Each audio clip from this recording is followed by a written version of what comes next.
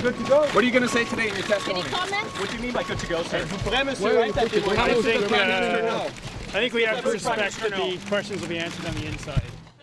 The much-anticipated testimony of Stephen Harper's former chief of staff, Nigel Wright, began yesterday at the fraud trial of Senator Mike Duffy, and as expected, he held nothing back.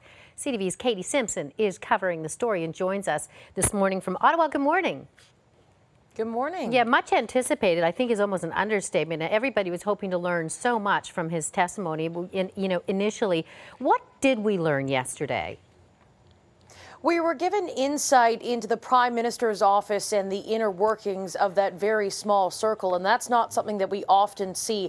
And we were given a glimpse of just how all-consuming the Senate scandal became for the Prime Minister's office in February of 2013. It was a growing problem. There were more media stories about it. As you'll remember, quite a few of them were broken by CTV's Ottawa bureau chief, Robert Fife. And as that scandal was growing and getting bigger, all sides involved were looking to find a solution. And we learned in court that Wright testified that there was an elaborate plan that Duffy's lawyers, that the PMO, as well as one of the Conservative senators involved, they sort of came up with this plan where Duffy would admit he may have made a mistake, and they would go forward with the Conservative Party of Canada paying back the money. At that time, they thought the funding was about $32,000, but when Nigel Wright learned that Duffy actually owed more than $90,000, that's when the plan fell apart.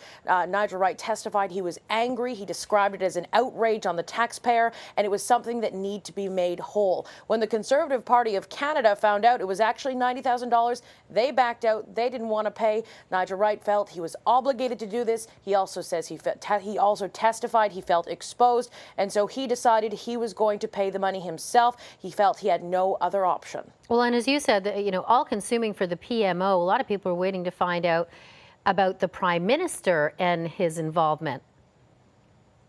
And that's something he testified. In his testimony yesterday, he upheld the Prime Minister's version of events about this story, saying that he did not tell the Prime Minister about the plan for the Conservative Party of Canada to pay Mike Duffy's expenses or his own personal plan to use his own money to pay Duffy's expenses. He was asked on 2 occasions in court about that, and he said no. He also brought it up that he often paid for things, office expenses, out of pocket to the tune of tens of thousands of dollars.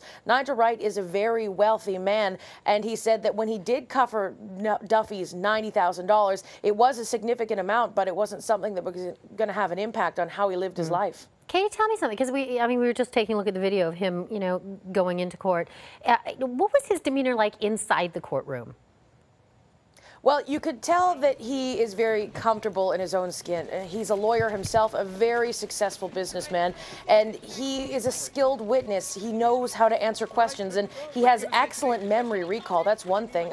He details and dates he was able to just easily go through as he gave these very long answers. And at times in the court, there would be silence, and the only thing you would hear was the tapping of keys. It was. He also became animated at times when he was talking about how angry he was about Mike Duffy and the $90,000, but he was clear to say he didn't want to be too sensational when he was giving those responses about how angry he was. Interesting. And now we're up for cross-examination day. We'll be watching that, and I know you're going to be live tweeting once again from the courtroom. Thank you, Katie. Thanks.